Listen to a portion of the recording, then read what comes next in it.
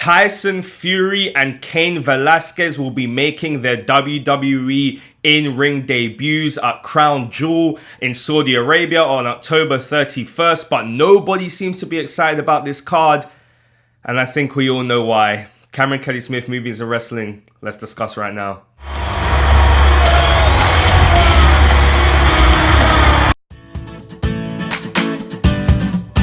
Hello everyone, welcome to my YouTube channel. My name is Cameron Kelly Smith. Be sure to hit that subscribe and notification button to stay tuned on the content I produce each and every week in the world of wrestling and movie related discussions. So as I said, WWE will be holding their next big event in Saudi Arabia, WWE Crown Jewel, on October 31st, and we've had two huge matches announced already for that card, which immediately puts it in the contendership for one of the biggest, if not the biggest, show of the year to date. We have Brock Lesnar, the WWE Champion, taking on Cain Velasquez, who will be making his WWE in-ring debut, and we'll have Braun Strowman taking on Tyson Fury, who also Tyson Fury making his WWE in-ring debut for the first time ever.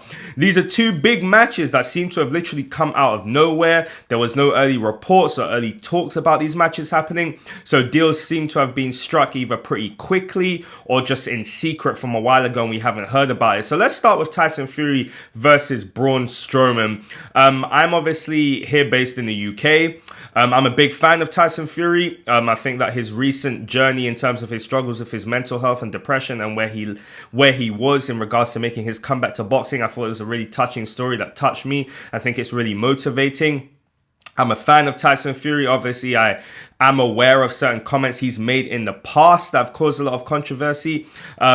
However, nonetheless, I personally am still a fan of Tyson Fury, and I am excited to see him in the world of WWE. Very weird that this kind of came about, especially because, Tyson Fury hasn't retired. He still is boxing. So it is interesting that he is coming in to do this match, which I presume will just be a one-off, a single match. We imagine it'll be a huge payday. The Saudi Prince has been given big payday sums to WWE and getting in, part-timers and legends and outside stars into these events. So he's going to probably be receiving a big payday, probably a one-off. We have no idea what the match will be. If it will be a wrestling match, if it will be a boxing match, if it will be a mixture of both, or if it will just have like some kind of rules in. But it's WWE. They're probably going to mask and do a whole lot of stuff in it. So I'm good with that. I'm excited on paper to see the match. As I said, I like Tyson Fury. He's a natural talker. I know a lot of people weren't too happy with his promo on Raw. They thought that him and Braun Strowman was a bit dead, and I did think the segment was a bit dead. But I like him, Tyson Fury, talking, because I just feel he's a natural talker. And sometimes, especially with WWE, you just crave a bit of regular talking, how someone would actually talk. And I feel like Tyson Fury does bring that to a degree at least. So I'm excited about that match. In terms of who wins, that is the big issue here, because on paper the match looks great. It's a celebrity attraction, it's a big attraction, it's going to be fun, it's going to be big to a degree. We don't know how good the match will be because we have no idea what the match exactly will be. However, this match really only does any favors if Braun Strowman wins.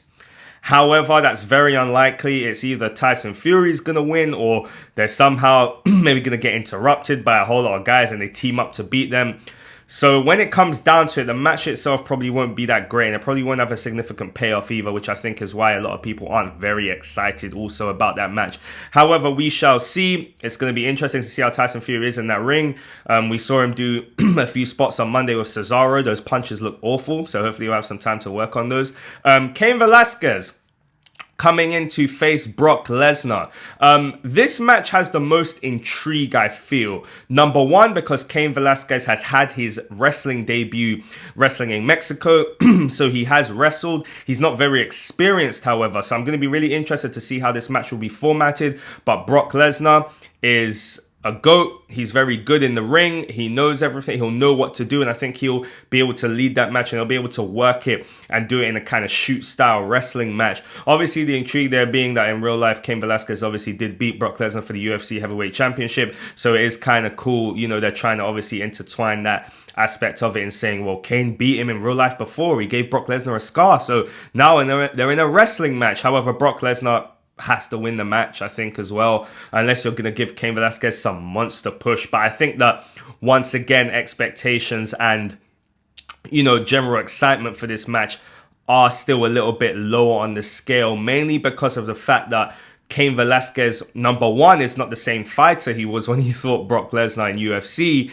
His body is kind of slowed down. He's in need of knee surgery. Francis Ngannou slightly knocked him out as his leg gave way. So we don't see Cain Velasquez as that same beast that he once was in the heavyweight division. So as a result, translating to the world of professional wrestling, it's still like is a bit of, I don't know. However, I'm excited to see how they do the match. And if this leads on to something else. So that's going to be really interesting as well. Those are only two matches thus far announced for Crown Jewel, apart from obviously Team Hogan versus Team Flair, which I just like for Hogan and Flair, because I just think they're funny. Two old geezers just having a laugh and having a time of their lives. The actual match itself couldn't care less about.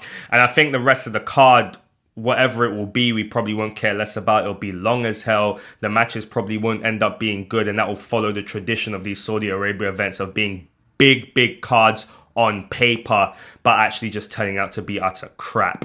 So anyway, the Fiend, obviously that is the big talking point of the week. At Hell in a Cell, awful end to that show, awful result. I don't even need to go on. I think we all realize that caused a whole lot of drama and a whole lot of stir amongst the fan base. It was a crap ending, stupid, ridiculous. If WWE maybe knew in advance that Fox wanted Bray Wyatt on SmackDown, they should have just somehow not made that match at Hell in a Cell happen. However, I still think there's still hope for the Fiend. He's not done and dusted yet. I think there still is room to still save him. However, I think the key here is that WWE need to be smart for once, and they need to actually use their intellect and look at some other shows. Look at other shows and great writing, and actually realize the character of the Bray Wyatt and the Fiend, which you can tap into. This is clearly a character that we presume may be suffering from PTSD, or obviously on paper, and just how he is perceived by us or by me, someone who suffers maybe from PTSD, someone who has like psychosis or kind of like some kind of neurological split personality kind of thing. Embrace that, work it into the storyline, but they're kind of pushing the Fiend a lot down our throats to a degree, and not in great ways. And as a result, you're overbooking him, you're oversaturizing him, and you need to go back to the drawing board with that, because if not, once again, WWE, you have blew it. Please do not. I don't have any idea how the team over at SmackDown in terms of writing are going to be doing the Fiend and Bray Wyatt. Probably still Vince McMahon. And so there's not that much hope. But guys, let me know what you thought about this week of wrestling and Crown Jewel. Are you excited? Are you not excited? Are you critical? Do you think it's going to be great? Let me know. Jump down in the comment section below. Thank you very much for checking out my video, guys. Have a good day.